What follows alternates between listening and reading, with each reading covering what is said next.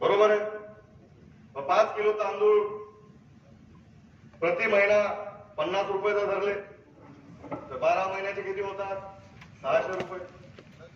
5 kilo आम्ही गहू देतो, जे मोफत देत आहे ना, 5 किलो गहू देतो, त्याचा बाजार भाव काढवा 35 रुपये महिना 5 किलोचे, त्यांच्या सवलती दराप्रमाणे 12 महिन्याचे 420. सन्मान निधी वार्षिक आम्ही देतो, किती देतात? 6000 देतात.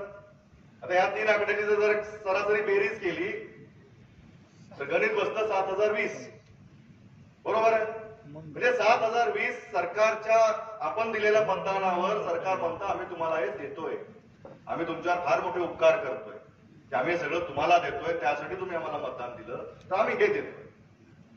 पण ठीक आहे, आता सरकार आपल्याकडून वसूल काय करतंय? बरोबर आहे. कारण की हे सरकार तिथं बसलं, हे सरकार तिथं बसल्यानं ते निर्णय घेतले. निर्णय पहिला घेतला, गॅस सिलेंडरचा भाव काय असावा सरकार ठरवतंय. बरोबर आहे. म्हणजे 400चं सिलेंडर जर 1100 झाला असेल, झालंय की नाही? झालं. तर 400चं 1100 केलं तर 500 रुपये तरी सरकारने घेतले. 12 महिन्याचे एक सिलेंडर जरी आपण वापरला, एकावर भागते काय बऱ्या मोठ्या कुटुंबात होते, मग एकच धरून एका सिलेंडर मध्ये 500 रुपये जर धरले तर 12 महिन्याचे किती होतात? 6000.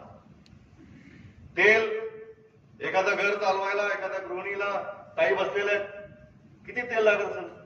एखादं घर 4 लिटर तेल तर लागत असेल, 4 बाटल्या महिन्याच्या. बरोबर आहे. जर तेल 4 लिटर असेल, 100 रुपये लिटरचं जर तेल असेल तर 400 रुपये, त्याचे किती होतात? 4800. मग पुढे येऊ, सगळ्यात मोठं काही बाबा लोक फिरले, ते म्हणले पेट्रोल फार महागत चाललेलं आहे, तुमचं काही होणार नाही, जर पेट्रोल कमी करायचं असेल तर बाबा, एक बाबा सांगतो दुसऱ्या बाबाला आणा. बरोबर आहे. बाबा कोण तुम्हाला माहिती आहे. ते खोटं बोलण्यामध्ये पटायचे. त्यांच्यावर आता सुप्रीम कोर्टात केस चालू आहे. केस कशावर चालू आहे? तुम्ही एवढं खोटं कशाला बोलला. सुप्रीम कोर्टात सुरू आहे. माफी मागितली सुप्रीम कोर्टात की मी एवढं खोटं बोललो, जाहिरातबाजीमध्ये मी एवढं खोटं बोललो, तर ते देशामध्ये काही लोकांच्या तरी जाहिराती केल्या, तेही ते खोटंच बोलले. त्यावेळेस होतं पेट्रोल 60 मिळत होतं, जे म्हणले 40 होईल. 40 तर काही झालं नाही, 40 न वाटलं. 40 बरोबर आहे, बाबा खोटं बोलले, 40 बरोबर होतं, पण 40 कुठं लागणार होतं हे मात्र त्यांनी सांगितलं नाही. पण जवळपास महिन्याला एखाद्या कुटुंबामध्ये 1000 रुपये पेट्रोल तर वापरत असेल, कुटुंबामध्ये म्हणतो बरं का, घरामध्ये 12 × 1000. कैलाशच्या गाडीचं बिल मला माहित नाही, प्रवास जास्त आहे. महेशने कमीच केलं, पेट्रोलच परवडलं, लातूर घाटतच नाही. आमच्याकडे तर आलं तू, आम्ही बोलून त्यांना इथंच भेटतो.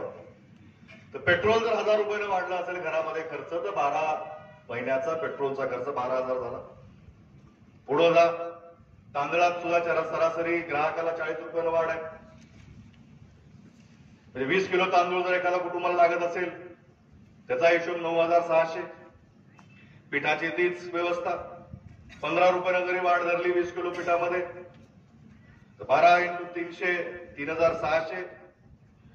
कपड्यामध्ये महागाई आहेच, कुणाकुणाला जे काही शर्ट पॅन्ट घालायचंय, एखाद्या त्या घराचं वर्षाकाठी कपड्यावरचा खर्च 8 ते 10,000 रुपये वाढलेला आहे कुटुंबामध्ये. मुलाचे असतात, सणासुदीचे असतात. हे किमान साध्या कुटुंबाचं उदाहरण देतोय मी. असं करत करत जर आपण हिशोब लावला, कुटुंबाची एका महिन्याच्या पेन्शन मागे 1200 रुपये यांनी रोखलेले.